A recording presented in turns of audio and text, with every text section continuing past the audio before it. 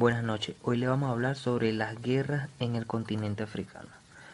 Nuestro grupo está integrado por Castillo Daniela, Gerardo Hernández, Ulises Álvarez y mi persona, José Tobar. África es un continente que cuenta con 54 países y 784.400 habitantes. El país con la población más joven es Uganda y el país con la población mayor es Seychelles. Cuenta con una mayoría de población rural de 66.78% frente a la minoría urbana de un 33.22%.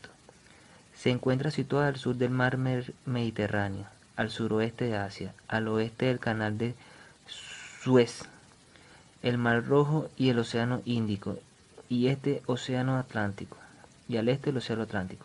Los países africanos están divididos con líneas en su mayoría rectas. La causa de este fenómeno es la Conferencia de Berlín en 1885, durante la cual las potencias europeas se repartieron como, como con una regla lo hubieran hecho. África para evitar conflictos políticos bajo pretextos humanitarios y anticlavistas, tras los cuales se escondían claras ambiciones políticas y económicas. La presencia europea en África tuvo un carácter de permanencia y colonización. Se calcula que entre 10 y 15 millones de africanos fueron obligados a irse a la fuerza de su país durante la trata de esclavos. La colonización de las regiones del centro del continente originó gran número de conflictos entre colonizadores y habitantes autóctonos africanos. Aquí podemos ver cómo están compuestos los países de la región africana. Por ejemplo, tenemos en África Central la República Democrática del Congo, República Centroafricana, Ruanda y Burundi. En África Oriental tenemos a Kenia, Tanzania, Uganda, Djibouti, Eritrea, Etiopía, Somalia y Sudán. En África Austral nos encontramos con Botswana, Angola, Lesoto, Malawi, Mozambique, Namibia, Sudáfrica, Eswasilandia, Zambia y Zimbabue. Las naciones insulares africanas como Cabo Verde, situada en África Occidental, Comodoro en África Oriental, Madagascar, África Austral. Por su parte tenemos a Mauricio en África Austral, Santo Tomé y Príncipe en África Occidental y por último Seychelles, África Oriental. Tenemos en cuenta que también tenemos en África Occidental los siguientes países: Benín, Burkina Faso, Camerún, Chad, Cote d'Ivoire, Guinea Ecuatorial, Gabón, Gambia, Chana, Guinea-Bissau, Liberia, Malí, Mauritania, Nigeria, Senegal, Sierra Leona y por último Togo. Efecto de la intervención de África en la Primera Guerra Mundial. Según algunos autores, 1 millón de soldados africanos tomaron parte en la contienda, aproximadamente el 2% de la población total de la zona y 1% mucho mayor de la población laborablemente activa. África en la Primera Guerra Mundial, tenemos que tomar en cuenta los publicados. Por su parte, en el año 1914, el gobernador alemán de Togo pidió a los franceses e ingleses que aceptasen la neutralización de dicho territorio para que los africanos no para que los africanos no presenciaran el espectáculo de una guerra entre europeos. Los africanos, obligados a pelear unos contra los otros sin saber exactamente por qué ni para qué, se acostumbraron también a luchar contra los europeos y vencerlos con armas modernas, aun cuando fuese bajo la dirección y el beneficio de otros europeos. El reclutamiento forzoso impetuoso por Francia en sus colonias tuvo como resultado catastrófico. la resistencia de los africanos y el constante descenso de la producción agrícola. Esa producción en qué tiempos de guerra era tan solo o más necesaria. Ahora le dejo con mi compañero Ulises Álvarez. Buenas noches, mi nombre es Ulises Álvarez y vengo a exponer y a seguir la idea que estaba comentando mi compañero acerca de lo que fue África en la Primera Guerra Mundial. Los pocos africanos europeizados de las ciudades coloniales que decidieron comportarse como buenos patriotas y no salir a luchar, recibirían al final de la guerra un rudo golpe a sus aspiraciones revolucionarias, ya que el orden colonial seguía ignorando sus demandas de reforma. Algunos africanos, en colaboración con intelectuales negros del continente americano, convirtieron sus grupos y asociaciones profesionales en centros de agitación política, dentro de ciertos límites, claro está, estableciendo contactos de corte panafricanistas. Los soldados africanos se convirtieron en instrumentos de las rivalidades imperialistas, también en instrumentos de represión para el mantenimiento del sistema de explotación en las colonias y en las metrópolis. Al ponerse en contacto con otras realidades, estos soldados africanos regresarían en posesión de una serie de vivencias políticas y socialmente explosivas. Su papel sería importante en el nacionalismo africano posterior a 1945. En 1919, la repartición de las colonias alemanas entre, entre lo que fue Francia e Inglaterra fue legalizado por la Comisión de Mandatos de la recién creada Sociedad de Naciones. A ellas llegarían inmigrantes desde puntos distantes y se agruparán o se agruparían de acuerdo con su origen étnico, lo que ocasionaría un problema a los que ya estaban asentados allí, porque estos estarían dispuestos a emplearse por jornadas de miseria, las llamadas jornadas de miseria. Okay. Entre los datos relevantes de esta lucha fue que África subsahariana se puede decir que es la región más pobre del planeta. 33 países del territorio forman parte del grupo de países menos desarrollados. ¿Okay? La esperanza de vida al nacer de estos países se ha rebajado de 49 a 46 años, mientras en el resto del mundo sigue creciendo. El índice de analfabetización de adultos es del 63.2% y el índice bruto de escolaridad no supera el 44%. El desmesurado crecimiento demográfico durante la década de los 90 se ha traducido en un aumento del número de personas en situación de necesidad. Más de la mitad de la población de subsahariana, unos 300 millones de personas aproximadamente, sobreviven hoy en día con menos de $1 al día. Millones de hombres, mujeres, niños y niñas continúan viviendo en la más absoluta pobreza y privados de agua potable, viviendas dignas, alimentos, educación y atención básica de la salud. También podemos decir que hoy en día existen más de 34 millones de huérfanos en la región y aproximadamente 11 millones de ellos son huérfanos a causa del VIH o SIDA. Como todos sabemos, la falta de agua genera problemas devastadores para esta región. Además, esta situación se agrava por los habituales periodos de sequía que viven estas personas y la desastrosa gestión de los recursos hídricos. Sus consecuencias, tales como hambrunas y enfermedades, y el deseo de encontrar una vida mejor, han estimulado la emigración, provocando que alrededor de 500.000 africanos abandonen anualmente sus lugares de origen durante los últimos 5 años. El uso doméstico del agua está relacionado con la cantidad de agua disponible para la población en las ciudades. El promedio del consumo de agua de la población de los países desarrollados es 10 veces superior al de los países en vías de desarrollo. Se estima que una persona media de un país desarrollado utiliza de 500 a 800 litros por día. Esto sería más o menos 300 metros cúbicos por año, en comparación con los 60 a 150 litros por día que utiliza una persona en un país en vías de desarrollo. En ciudades grandes con un abastecimiento de agua centralizado y un sistema eficiente de canalización, el consumo doméstico no representa generalmente más de un 5 a un 10% del total de agua que se extrae.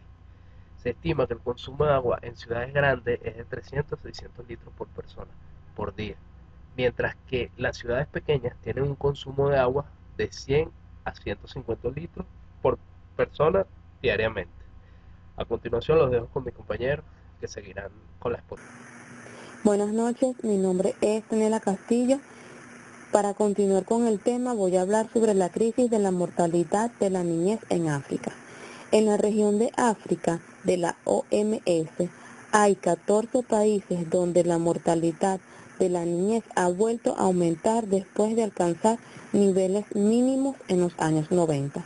Aproximadamente un 34% de la población menor de 5 años del África subsahariana se ve hoy afectado por estas preocupantes tendencias.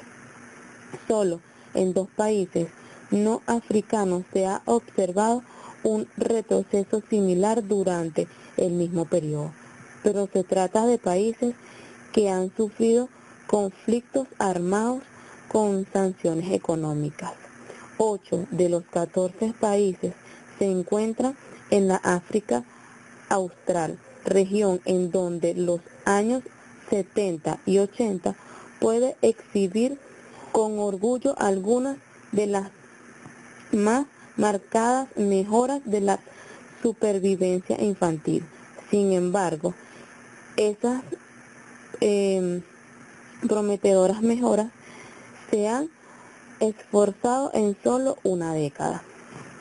Como podemos observar en la lámina, se encuentra una pequeña gráfica de las causas de disfunción de la niñez en Botswana en el año 2002. Podemos observar que la fuerte irrupción del VIH-Sida es directamente responsable de hasta un 60% de las disfunciones infantiles en África.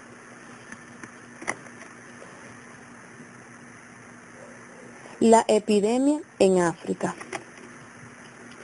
La África subsahariana, de las regiones más afectadas por el VIH en los últimos años, la epidemia comenzó a expandirse a finales de los años 70 y principios de los años 80, como una faja desde África Occidental hasta el Océano Índico, antes de pasar a los países del sur, donde hoy en día está más fuertemente arriesgada. Sudáfrica tiene el mayor número de los casos en el mundo, con 5 millones de Botswana y Swazilandia son los países con más porcentajes de personas seropositivas. Podemos observar en una imagen un pequeño niño donde reparte banderines durante la concentración de la celebración del Día Mundial del SIDA en Nairobi, Kenia. En esta lámina tenemos 2 imágenes del año 1991 y el año 2001, donde se muestra el índice de adultos con VIH. Se pueden observar en las imágenes que son muy similares en ambas. El PBI promedio per cápita es de solo $1.984, el más bajo de todas las regiones y apenas un décimo del ingreso promedio que se registra en Europa y América. El desempleo ronda el 10.5% de la tasa de inflación promedio. Es del 15%. Resulta sorprendente que África reciba más ayuda extranjera, tanto multilateral como bilateral, que cualquier otra región, a pesar de que su población es solo un quinto de la población de Asia.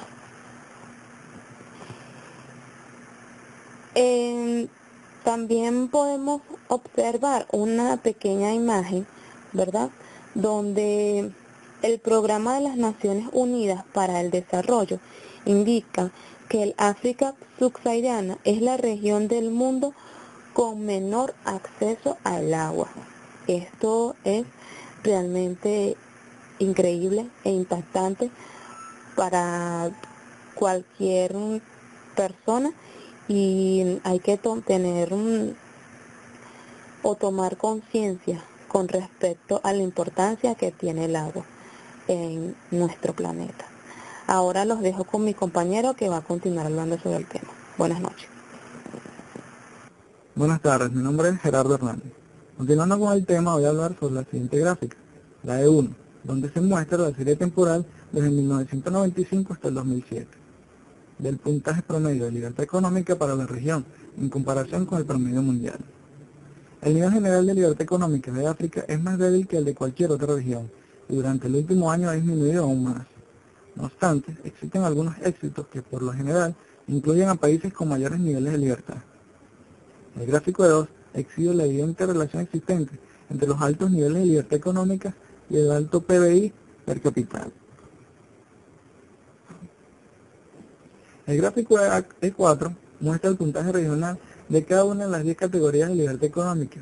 Algunas de las brechas existentes entre los puntajes de África subsahariana y el puntaje promedio mundial son particularmente alarmantes.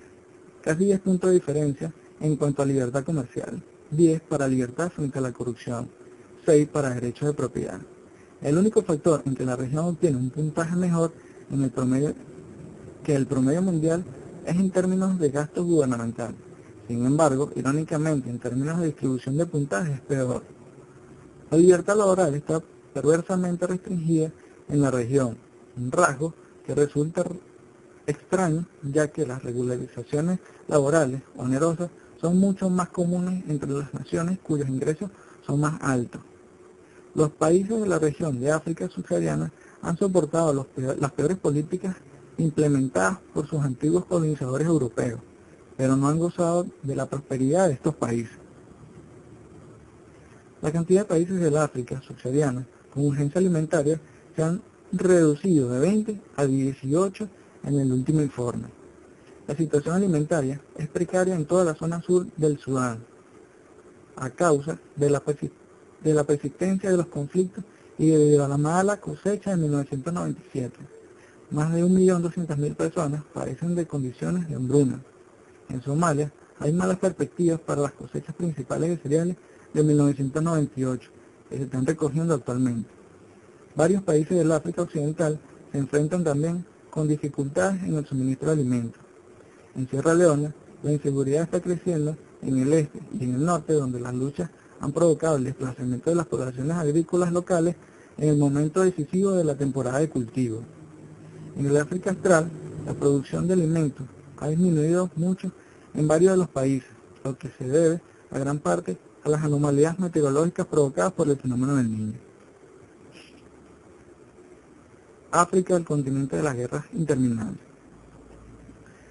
Las noticias sobre los combates en Nigeria entre los grupos islamistas y el ejército del lago no sorprenden a nadie.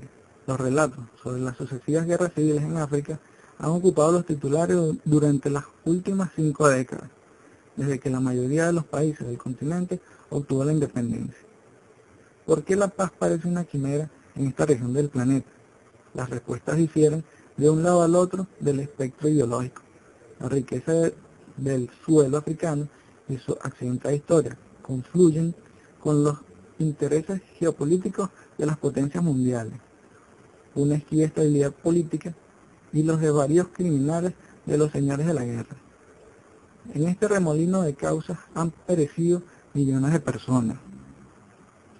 Un continente a la deriva. Los países africanos han heredado sus fronteras del reparto diseñado de las conferencias de Berlín de 1885, por las potencias coloniales. Occidente lo ató, cortó cuando en los años 60 accedieron a la independencia, pero hoy perdía la importancia geoestratégica que tuvo en tiempos de Guerra Fría. África se encuentra abandonada a su propia suerte, mientras abundante riqueza mineral que existe en su territorio, lejos de ser explotada en beneficio de la población, motiva y financia la mayoría de los conflictos que existen en el continente. Tras el tráfico de armas y de materia prima, que se esconden importantes intereses económicos locales e internacionales, un motivo demasiado poderoso como para que alguien ose levantar la voz. Esto es todo, gracias.